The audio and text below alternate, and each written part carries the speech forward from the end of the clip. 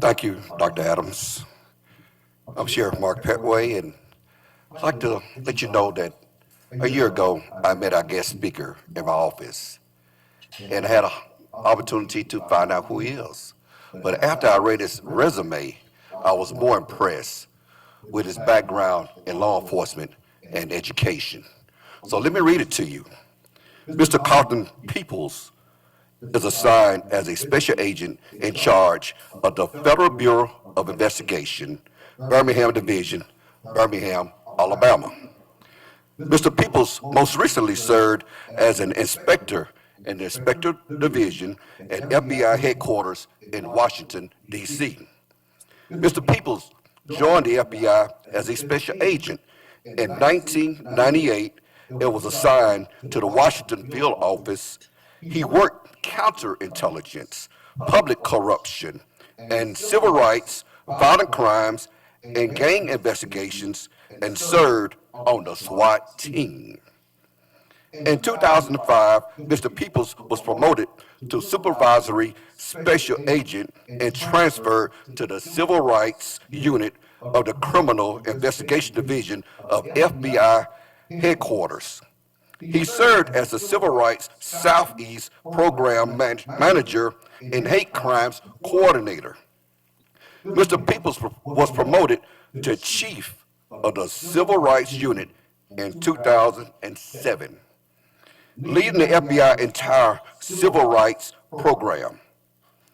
In 2008, Mr. Peoples was promoted to Senior Supervisory Special Agent in the Atlanta field office, supervising the FBI resident agents in Macon and Athens, Georgia. The two offices are responsible for all investigative violations in 40 counties. Mr. Peoples was named as Assistant Inspector in the Inspection Division at the FBI headquarters in 2014, assisting in the review of field office operational programs and the performance of the FBI's Legal Attaché program, which leads the FBI operations around the globe. Mr. Peeples was promoted to the Assistant Special Agent in charge of the Jacksonville field office in Florida in 2016, overseeing the criminal, administrative, cyber, financial, and security branches and the SWAT team.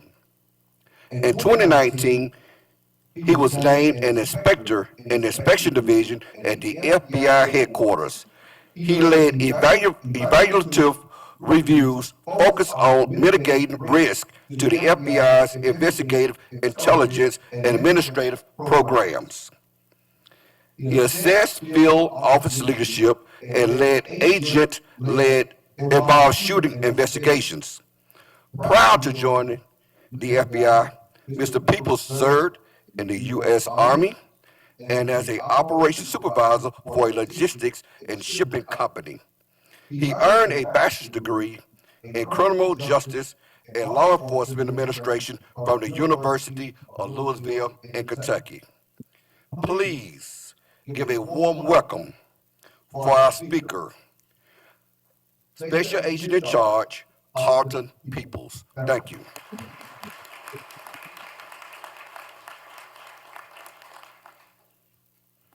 Thank you so much for having me. It's kind of weird when people are reading your bio and your setting right there, but thank you so much, Sheriff. I truly appreciate it. As you mentioned, my name is Carlton Peeples. I'm the Special Agent in charge of FBI here in Birmingham.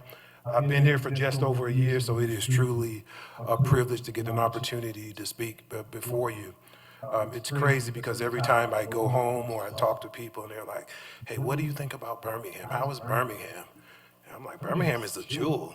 It's a big little city. You just do not know. You get everything that you need in the proportions that you need it. So I am loving my time here in Birmingham and with everyone that I've met on every single level. I would certainly like to thank the Kiwanis Club and Dr. Moran Adams, Executive Director of Honora Gathering, for inviting me and having the opportunity to speak before you. I would also like to thank Antonio She told me to roll my R's, head Arabas. My public affairs specialist, who we hired probably about 3 months ago to be our new public affairs specialist for the FBI, for seeking out this opportunity to speak before you. When she did that, I said, "Hey, what do they want to hear about?" She said, "I don't know. I've reached out to them a couple times. I haven't got anybody back. But anything the FBI talks about would be interesting." So I said, "Okay, all right." So I think I can handle that. But she did provide me some history of the club. In fact, that it's 100 years in serving.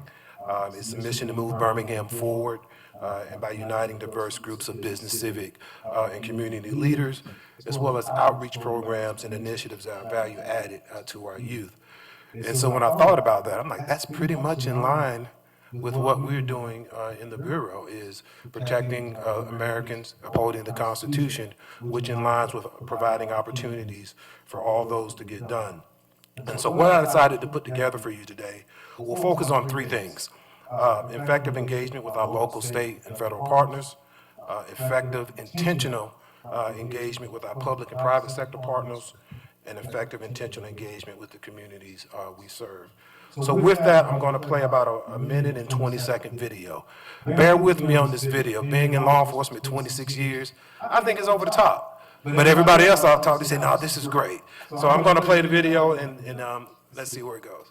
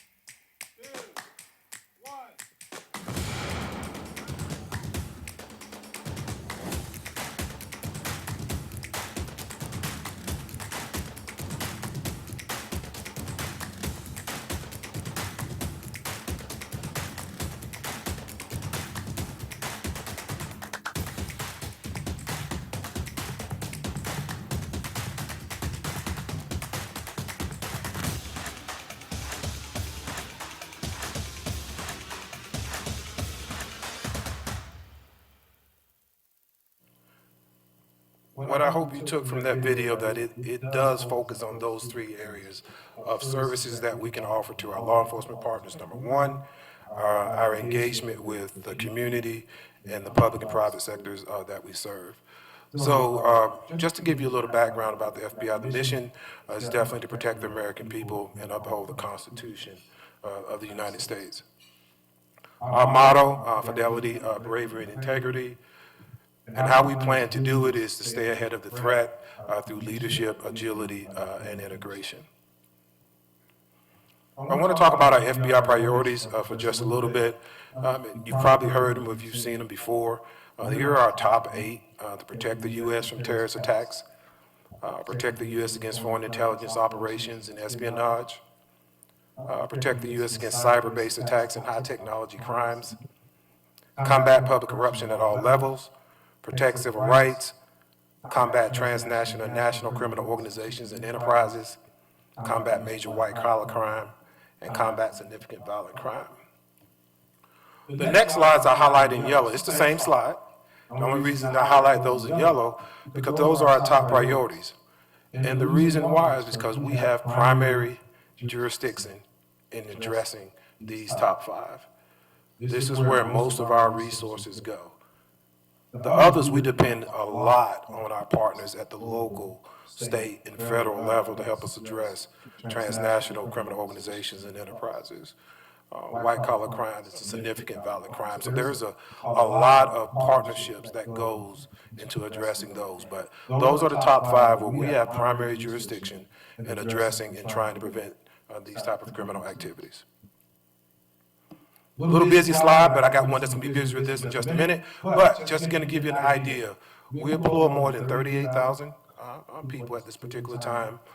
only about 14,000 are actual special agents. And that's news for a lot of people because 63% of our workforce are not agents. 21,000 are professional support personnel. And if you can think about a job that's outside of the Bureau, we probably got it inside of the FBI, but it's just named different. And then we have 3,500 intelligence analysts Bureau-wide. We have 56 field offices and over 350 satellite offices, or what we call resident agencies across the United States.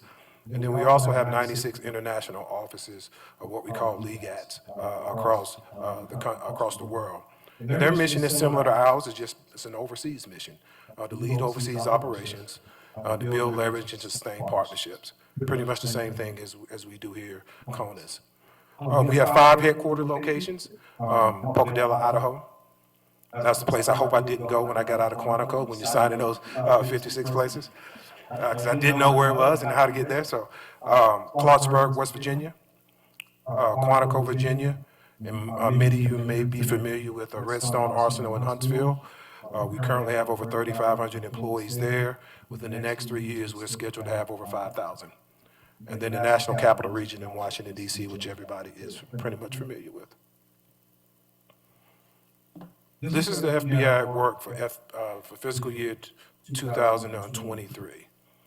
22,000 arrests, 12,000 indictments, 12,000 convictions, 13,000 sentencings. We opened up just as many cases as we closed. And we have our priority threat investigations, which I'll get into in just a little bit. But I want to show you this slide because this is not done alone. This is done with people like you in this room, whether you're from the business sector, law enforcement sector, NGO sector, community, private, public sector. We can't be successful in what we do without you. Just a little bit of the structure. We're head by the Department of Justice, which is Attorney General Merrick Garland. Director Chris Ray is our director of the Bureau. Deputy Director is Paula Bate, and Associate Deputy Director is Brian Turner. This is the busy slide that I was talking about. We have 56 field offices and over 300 satellite agencies. What is interesting, and most people don't know, is that there is not an SAC in every state. Some states are blessed, like Texas and California, which has 4 special agents in charge. But you got some states that don't have any. Minnesota covers both North Dakota and South Dakota. Utah covers both Wyoming and Montana. So it just depends on the population of the state and of how many SACs will be, where the SACs are located. Even Alabama has 2. We have an SAC in Mobile by the name of Paul Brown that covers everything Montgomery South, and I cover everything Montgomery North. I talked a little bit about the legal attaches. We have 96 in key cities, OCONUS, or outside of the continental United States, and 75 different countries that cover over 220 countries worldwide, and each one of them are established in a U.S. embassy with the host country. Birmingham field office, just to give you a little history about Birmingham. The Birmingham field office was opened in 1919 with 3 special agents and a stenographer. It was closed in 1925 and all responsibilities was transferred over to the Atlanta field office, but reopened back in 1930, and we've been rolling ever since. I am the 43rd special agent in charge since its history. Currently, we have 96 special agents, 20 intelligence analysts, and over 80 professional support employees assigned throughout northern Alabama. This is a breakdown of our AOR, area of responsibility. Headquarters, which is more than 50% of our people reside, covers Walker, Jefferson, and Shelby County.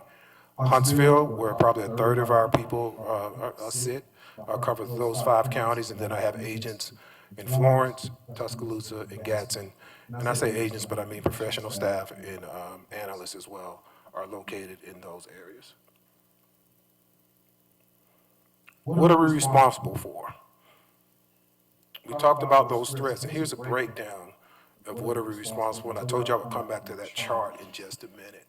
Counterterrorism, international and domestic terrorism, counterintelligence, China, Russia, and Iran. I could easily say China, China, China, and it wouldn't emphasize it enough. But those are our three heavy hitters. Cyber intrusion in criminal matters, and then all these different criminal threats are what we spend a lot of time on. But I want you to pay attention to the top 5 or 6 areas where we're opening most of our cases. 38% is on violent crime and gang. But I mentioned to you that a lot of that has to deal with our local and state partners. We're only open to have the ability to investigate these type of cases is because a lot of the sheriffs and chiefs give up what we call task force officers to come and work under MOU with the FBI to investigate the most violent criminals that are affecting our community. And so we're able to open up these investigations because we're able to force multiply and address the threats not only in their AOR, but the entire state, because obviously crime knows no boundaries. The next one is probably disturbing and probably surprising to everyone, violent crimes against children. We can put all 14,000 agents working this 24/7 and not make a dent. That's how prevalent this crime is. If you have kids, grandkids, anyone that you care about, please make sure you're talking to your kids, because there's only so much we can do. We're doing everything that we can to be proactive, but I have a 25, a 20, and a 16, and I still can't keep up with the apps. So almost every app that is taken up and taken down, there's another one that's created. What makes crime prevalent is supply and demand. There's certainly no shortage of supply, and there's no shortage of demand for the material that they produce. So we have to find proactive ways to address that. The next one we talk about is complex financial crimes. It makes up 11% of the cases that we're open. You can probably turn on the news every single day and somebody's been scammed out of something. Well, it's real estate, romance scams. I always tell somebody, if it sounds too good to be true, it's probably not true. But we spend 11% of our time investigating that. And then your international terrorism and domestic terrorism, 7%. But then I want to highlight the counterintelligence, where we spend 5% of our investigative resources addressing that. When I look at my AOR, there's one thing that certainly stands out about it, and that's Huntsville, where a lot of counterintelligence activity is ongoing. That is the second largest research area in the country. It has the second most clear defense contractors in the country, second to only the DC area. So all the things affecting counterintelligence, computer intrusion, terrorism are all opportunities for anyone to try to affect how we live and how we operate in the U.S. But I did want you to see what type of cases we're opening and how important it is that we engage at every single level, law enforcement, public, private sector, and the community. So I'm going to focus on law enforcement for the first part of this. What you see now is a number of task forces that we're involved in throughout northern Alabama. The Cyber Intrusion Task Force, Child Exploitation Task Force, North Alabama Safe Streets Task Force, the Tennessee Valley Regional Computer Forensic Lab, our Joint Terrorism Task Force, North Alabama Transnational Organized Crime Task Force, Violent Crime Task Force, Healthcare Fraud Working Group, and Counterintelligence Threat Task Force. Again, this is a combination of local, state, and federal partners getting together to address these threats specifically, so we can force multiply to make sure that we do the best we can to protect the American people.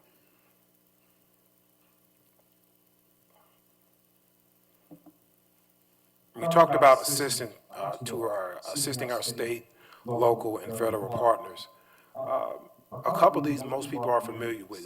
These are the ones that all the TV shows are made out of. When you SWAT, I think Monday night, like 3 of them on the row come on, SWAT International and FBI Most Wanted. But what you see is the Special Weapons and Tactics Team, the Evidence Response Team, and probably our Behavior Analysis Unit are the 3 that most people kind of ring with. I can tell you nobody's getting on a plane and going to solve a crime in 45 minutes like they do before without commercials. It just doesn't happen. So it takes just a little bit longer than that. But what I want to focus first on is our computer analysis response team.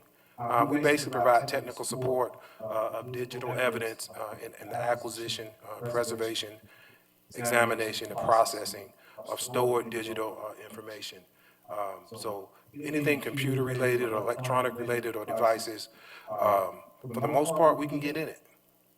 For the most part, what's in it can't be erased. Just FYI. Okay. The great thing about us is we're kind of lucky in this AOR in the sense that this is normally handled with 1 to 4 people internally inside of the FBI.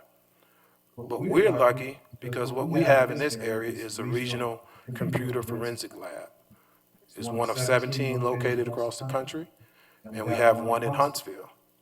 And it's partner-centric. It's designed for everyone that has that same skill set at the local, state, and federal level to come together and combine all our skills to make sure that we offer top-notch digital examinations. And you have to be a part of that lab to at least be first in line to address the forensics that you need. The great thing about that is all our examiners are certified. We adhere to strict standards, offer expert testimony, and additional and continuous training is provided to law enforcement partners that are part of that. But we do provide assistance to anyone that is not part of that task force or working group. So we're lucky that we get to force multiply, much like other field officers don't. I listed the other RCFLs across the country, and you can see they're located in several different states. But to be one of 17 is a special privilege for us because we get to multiply and have the most talented people available and located right up the street in Huntsville to help local and state and federal partners address digital forensics.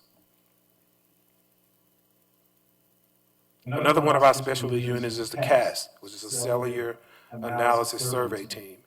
And basically, this is just analysis of all call detail records. January the 6th is a perfect example of how we use CAS.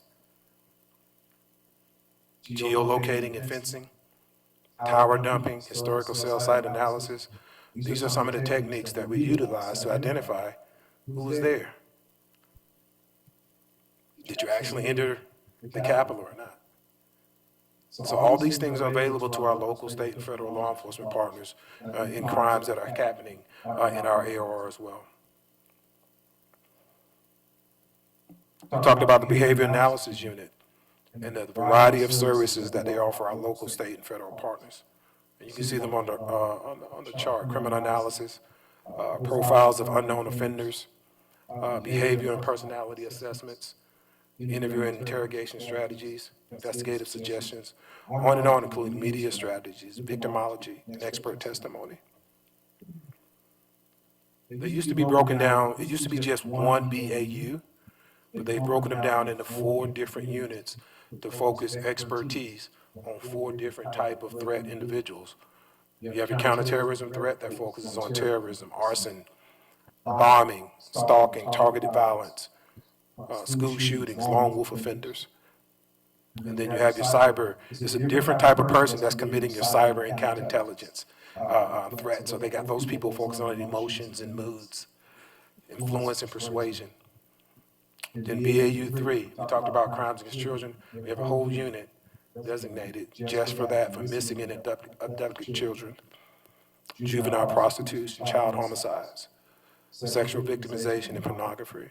And the same thing for crimes against adults, serial and mass murders, sexual assaults, kidnapping, missing persons. So all this is available to our local and state partners, whether we have it here in Birmingham or as a national asset that we can get here in time to help support our local and state partners. And then finally, one of our other assets is the Child Abduction Rapid Deployment Team. It's about 60 FBI agents that are located all across the country that do nothing but ready to deploy, but nothing but stand ready to deploy when a child is missing. And I highlight the reason why, if you can read that. 74% of abducted children that are killed within 3 hours after the abduction. So they're dispersed within 60, the 60 agents are dispersed within the 50 states. The closest agents assigned to us, so we have one in Mobile, Nashville, Atlanta, and Jacksonville. So if that resource is needed for us or any of our local or state partners, they're not that far away to get them here. Next, I want to focus on our public and private sector and community engagement. We have 5 different programs that we focus on. One is InfraGuard. Do we have any InfraGuard members in the audience right now? About Citizens Academy alumni. Oh, we got a lot of recruiting to do. Yeah, we do. Collegiate Academy, Teen Academy, and our Community Engagement Council. InfraGuard is basically a partnership between the FBI members of the private sector. Much of individuals just like you, business executives, entrepreneurs, military, government officials, cyber professionals, local and state law enforcement, all for the purpose of providing seamless engagement from the private sector to law enforcement to share timely exchange of information, each dedicated in a specific industry focused on protecting our national security. There are currently over 3,100 members and 75 different InfraGuard chapters. Fortunately, we have 2 in our AOR, one in Birmingham and one in Huntsville. So if you're interested, please get with me or Tony, and we'll make sure that we can get you connected with the presidents of those chapters. Next, we have the Citizens Academy. Citizens Academy began in Phoenix in 1993, and it was a way for the citizens to get to understand who we are and our mission at the FBI. It's a 6 to 8 week program. You come in once a week on a Tuesday night for about 3 hours, and you get a real deep inside look of who we are. Different presentations every single week, and it's designed for leaders in our community. We have Birmingham puts on 2 classes a year, spring in Huntsville, and then fall here in Birmingham. We currently have our class in Huntsville ongoing right now. It would have been our 3rd week, but it's our 2nd week because we had to cancel last week because of the weather. But we will be starting a class here in Birmingham in September of this upcoming year. So again, if you're interested, please touch bases with us. It is a little time commitment on a Tuesday night, but it's well worth it. And you can see our goals: to increase public awareness about the FBI, its missions, its activity, and its people. And I put that one first because I remember what my grandmother told me. She said it's hard to hate up close. So unless you get to know us as an organization, as a people, everybody have different opinions. But it's hard to hate up close when you get it and you feel the sincerity and genuineness of people really, really wanting to work with you. It's also an avenue to provide, to hear in response for community and concerns. I've been doing this for 26 years, and not everybody likes local law enforcement or state law enforcement, and sometimes it takes a bridge to help build that. To strengthen relationships and improve our understanding of individual communities, just by establishing and exchanging information, and then to educate the communities we serve regarding operations, jurisdiction, and regulations. Because depending on whatever news media you're listening to, we don't just go out and do stuff. There are regulations, there's jurisdictions, there's processes in place that make sure that what we do, you hear directors say it a lot, do the right thing for the right reason, the right way. And that's our goal every single time that we engage with something. We talked about our collegiate and teen academies. This is basically a one-day submersion where we get interested students, both at the teen and the collegiate level, that are interested in learning more about the FBI. The teen academies is for upcoming juniors and seniors. They have to write an essay, and then all their resumes are brought to me. Then myself and my EM team will select who would be a part of that teen academy. The Collegiate Academy is basically our human resources specialists working with recruiters at universities, and we bring, college students that are interested in a career in law enforcement in to talk about what we do for a full day. The ones that we've partnered with since I've been here is Faulkner University, Miles College, Lawson State Community College. We are actually hosting Drake and Alabama A&M this Thursday. Again, so if you know of any college that is interested or any team, we'll let you know the next time that we're doing it, and we'll certainly be more than happy to host. Community Engagement Council. This, again, a cross-section of Birmingham's diverse community, again, much like your organization, that we get together on a quarterly basis to discuss concerns in their community. The one thing I did when I put this together, I wanted to make sure that we had a great mix of racial and ethnic backgrounds, of religious leaders, of underserved and underrepresented community leaders, nonprofit organizational leaders, media professionals, academia professionals, business sector and industry professionals. We've met twice since I've been here. The U.S. Attorney hosted and participated with us in one session, and we'll continue to meet quarterly just to hear the concerns of the people that we are sworn to protect. Again, we want to make sure that the community understands that we want to engage with you. We want to work with you. My fiance, our kids, we live, play, and worship in this community, and is just as concerned about what happens in this community as anybody else. We talk about the FBI work, and I highlight a variety of numbers here, and you can pick either one that fancies you. But what I want you to take from this is that we can't do it alone. I think I've highlighted that a couple times. It's going to take all of us, law enforcement partners, public and private sector partners, community leaders, faith communities, civil rights organizations, underprivileged communities to help us address the issues that are happening in Birmingham. A lot of people focus on the stuff that is getting the media attention, which is the violent crime and gangs. But Birmingham is a diverse community which has a diverse set of crime problems throughout it. When I say Birmingham, for me, I'm talking about the entire Birmingham, AOR, North Alabama for me. And it was one of the great reasons why I wanted to come to Birmingham. Because almost everything that I touch base with in terms of criminal activity is happening in Birmingham's AOR. And this is not to demean any city or community, but when I think of human trafficking, I think of the Gadsden area. Anybody know why? They have the chicken plants. They have all those places up in Gadsden that will support human trafficking. When I think of counterintelligence, where am I thinking? Probably Huntsville.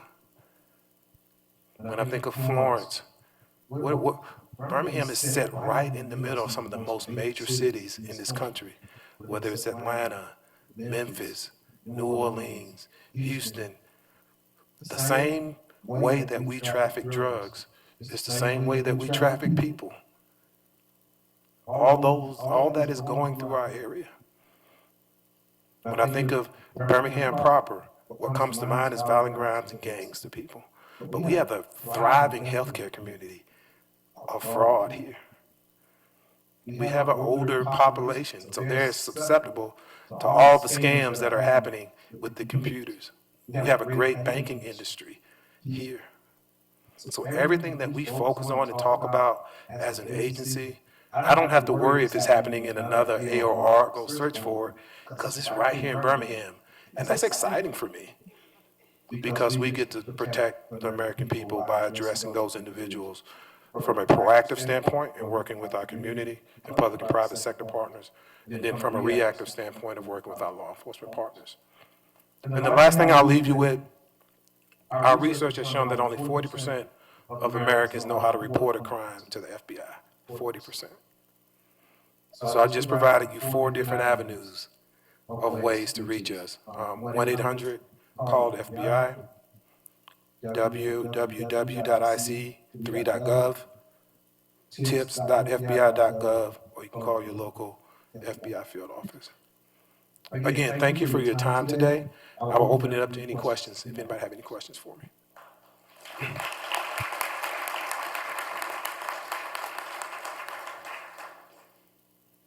Okay, thank you so much. I'm sorry. How do you know when you should call the FBI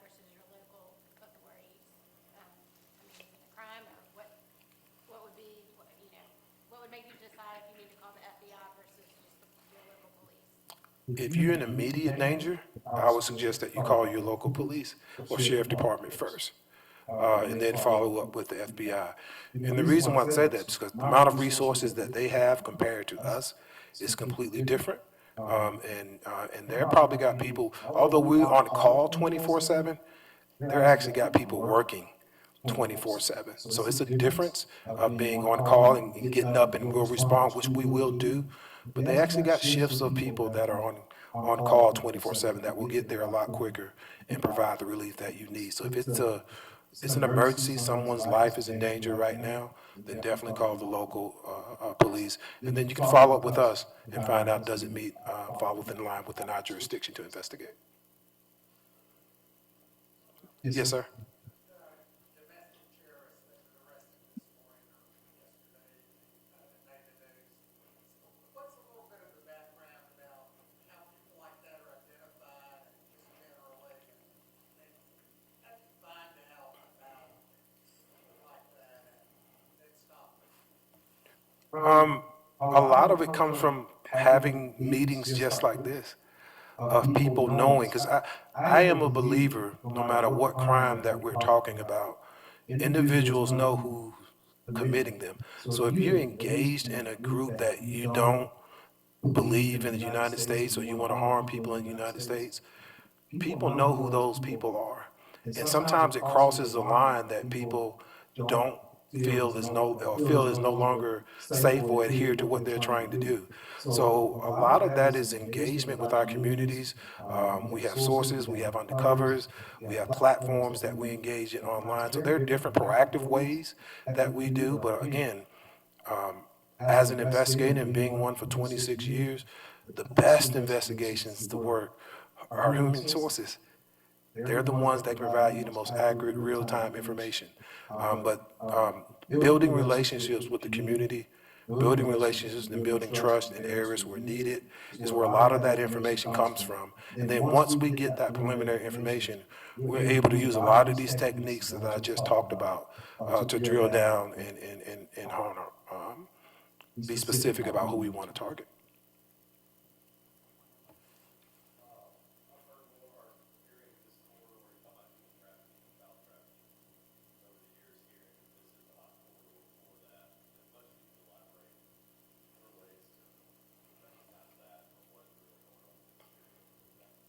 Well, let's define human trafficking. Human trafficking will focus on forcing someone through force, fraud, or coercion to engage in a sexual act. Or it can be through labor. So a lot of people think human trafficking, they automatically think sex, the sex acts, because that gets the most publicity, or primarily because most victims of human trafficking are actually U.S. citizens. But there's labor trafficking as well, in which it's involved labor, where people are being forced to do labor. And most of the victims of that are non-U.S. citizens. But what you want to look for, if you can think of any service industry in this country, whether it's a restaurant or a nail salon, start looking for things like, do they speak freely? Are they free to leave? Are locks on the outside versus the inside? Do they come together all in one van or leave together all in one van? Do they have their documentation? So there's a lot of different things that you can pay attention to. And unfortunately, every place I go, I'm paying attention to it to see if those things are happening. But it is happening in our area. I mentioned earlier that the way that criminals are transporting drugs is the same way that they're transporting humans. What I thought about when the bridge collapsed in Baltimore, it could be, it has the potential to be just as many drugs or as human in those cargo containers that are out there.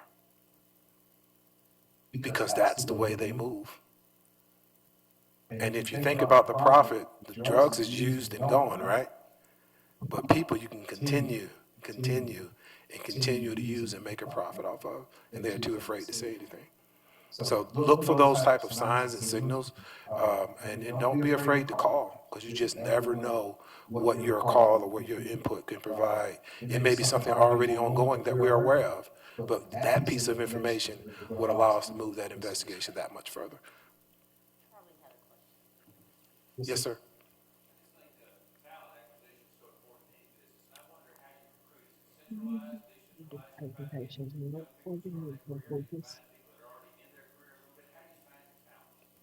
Um, it is extremely, that's a hard question, and I'm going to say that because I knew when I grew up that I wanted to be a law enforcement officer.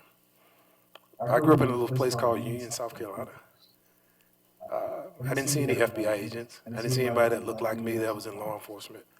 So it wasn't until I got to college that I realized that this was an opportunity for me. But for some people, getting to college and realizing that this is an opportunity for you is too late. And I say that it's too late because it's not that you can't be successful in whatever career you choose, but you can't be successful as an FBI agent if you've done or engaged in certain activities. So we start, for me, I have a 25-year-old, and she didn't have a phone when she's growing up, but my 16-year-old probably had one. She's had one probably for 6 or 7 years.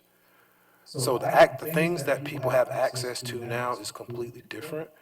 So what I would tell anyone is we're trying to get in communities as early as grade school, middle school, to say this is an opportunity for you. Because the things that I was getting into in high school, they're probably getting into in middle school. I just didn't get caught. But I didn't do any of those things that would prohibit me from this being a career for me. So our pool is diverse. The average age is 29 to get in. So for most people, it's a second career. You can get in as early as 23 or 24 as a special agent, but you don't see that because we are looking for individuals that have some sense of real life work experience behind them. It requires a 4-year degree. Any 4-year degree will work. Again, that diversity in the people of who we're recruiting, it used to be people thought about accountants, they thought about attorneys, they thought about military. But we're hiring anyone with a 4-year degree is qualified to put yourself in as an applicant for the Bureau. The great thing that we have, and I know if I talk to the sheriff or the chiefs of police, a lot of people are having trouble recruiting. We're not. Our recruiting numbers are out of this world. Despite what you see on the TV and the news media about the FBI, people still want to be a part of this great organization. So we're trying to identify talent as soon as possible. Probably about a month ago, an individual at Somerton High School wrote a letter to the director about wanting to be an FBI agent. So the director wrote back. I took the letter to Somerton Middle School and read it in front of his 4th grade class and took our entire recruitment team out there. So we're recruiting starting at middle school to say, hey, this could be a career for you. Here are the do's and don'ts. Stay in contact with us. Keep us in mind. Because you don't have to come in as a special agent. A lot of people start careers 18 and 19 years old. And this is the only one, the special agent is the only one that requires a 4-year degree. So a lot of people start at 18, 19 years old, get your foot in the door, and you work your way up, and we pay for college. So there's a lot of opportunities inside the FBI.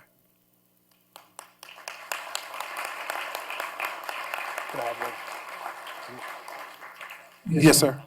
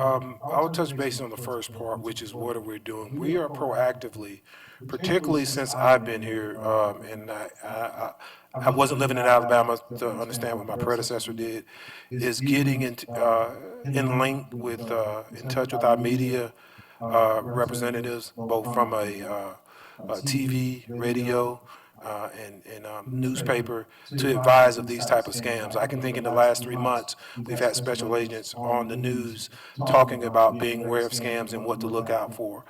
So we're consistently doing that, both outwardly facing, but also going to individual places that have targets of availability to discuss that. So I am willing to send me or any of my staff out to any group of individuals to talk about proactive ways to be aware of that. Regarding the threshold, we realize, again, I just went up 14,000 agents. We can't help everybody. So that threshold will be something that will be discussed with, between us and the United States Attorney's Office. What's involved, who's involved, how many people is it affecting, the amount may play a role in it, who it is may play a role in it. There'll be different aspects we will assess, because the idea is to have the greatest impact on what we do. So we have to look at cases based on impact. Do you take this one, am I going to have the greatest impact versus this one? Because resources are hard to come by. As you can see, our budget was just cut physically 32 million, but when you add the payroll increases, basically 484 million bucks for this fiscal year. So it's not a matter of resources, it's a matter of making sure that we're proactive in engaging the communities that could be potential victims, and then just working with our U.S. attorneys and state attorney partners to find out where can we get the most impact and bang for buck, and putting the most hardened criminals away. And that will work in that same vein too. So I wouldn't look at a threshold as most I would look at as impact. Thank you for your time, I appreciate it. Thank you so very much, Special Agent Peeples, for your time with us today and for your outstanding efforts in keeping our community and country a safe place to live. So Kiwanians, we have an exciting spring schedule filled with special events and outstanding speakers. With your help, the club's Each One Bring One initiative will deepen our position as the foremost civic engagement and business club in our city. So I look forward to you bringing your special guest, and I look forward to greeting them at forthcoming meetings. We hope to see everyone next Tuesday, April 16th, as we host the Kiwanis Youth of the Year Awards. We're looking forward to honoring 9 outstanding scholars and hearing from fellow Kiwanian and Youth of the Year scholar Anoop Misra, the Vice President and Regional Executive of the Federal Reserve Bank of Atlanta. So we'll see you next week. With that, our meeting stands adjourned.